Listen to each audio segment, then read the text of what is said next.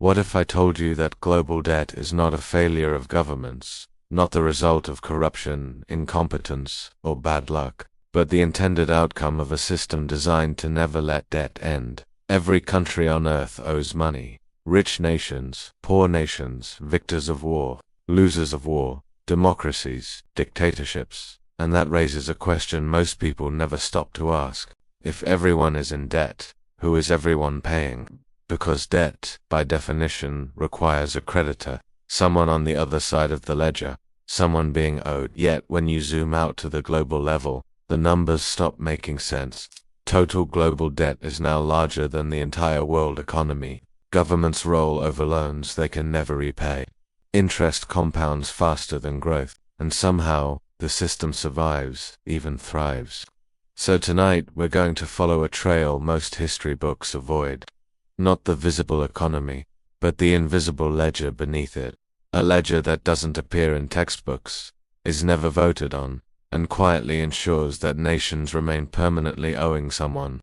To understand the invisible ledger, we need to start in a world before it. For most of human history, money was simple: gold, silver, grain, land. You couldn't create it by typing numbers into a book. Kings borrowed money, but borrowing had limits. If you ran out of gold, you were done. Empires collapsed not because they owed too much, but because they ran out of real resources. Debt existed, but it was finite, and that finiteness mattered, because when money is limited, power is limited too.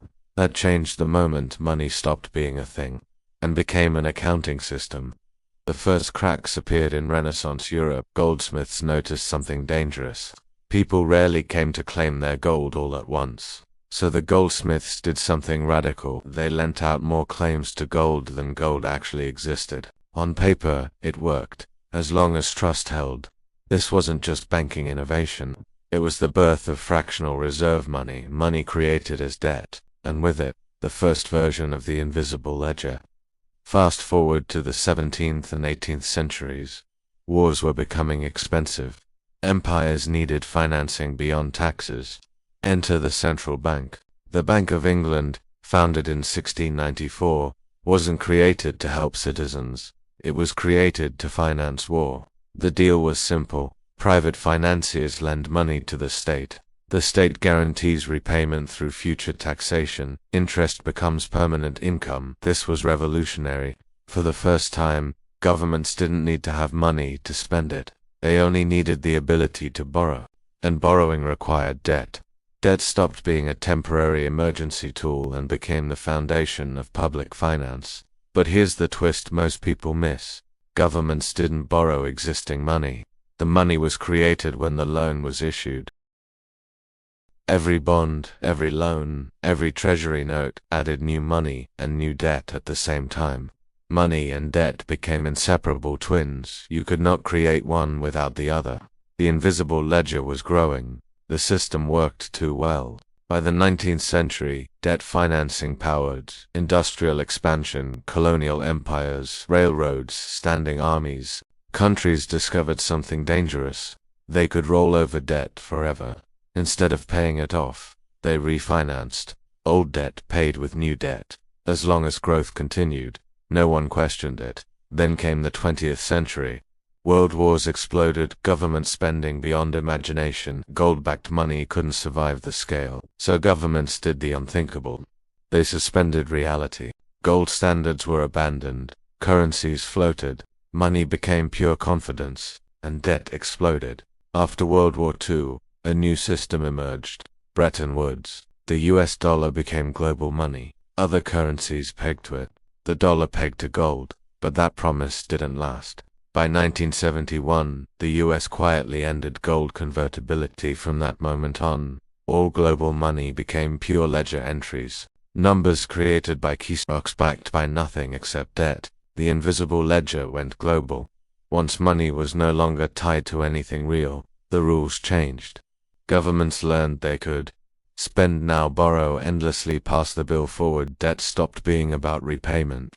It became about management. Central banks emerged as the system's engineers. They adjusted interest rates, injected liquidity, rescued markets. Every crisis followed the same pattern. 1.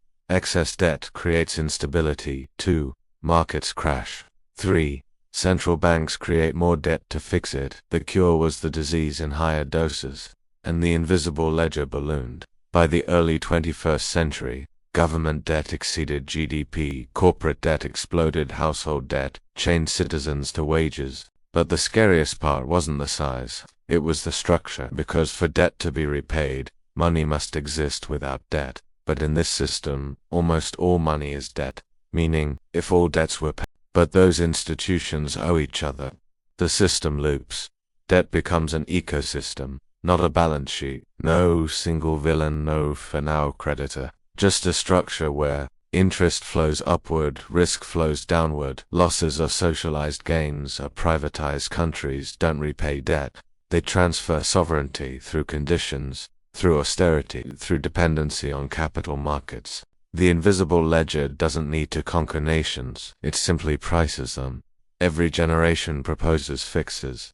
Gold standard revival, debt jubilees, balanced budget amendments, modern monetary theory.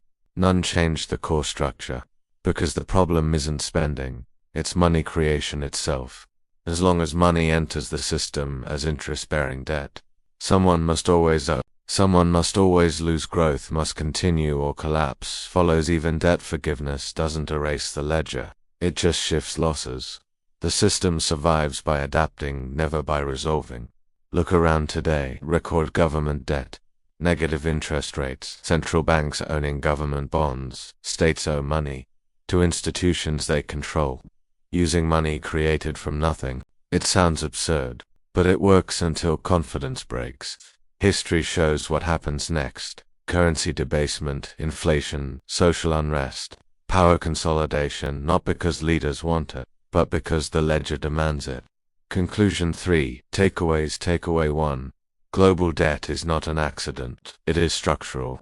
Takeaway 2. Money and debt are now the same thing, making permanent owing inevitable. Takeaway 3. The invisible ledger doesn't collapse suddenly, it tightens slowly.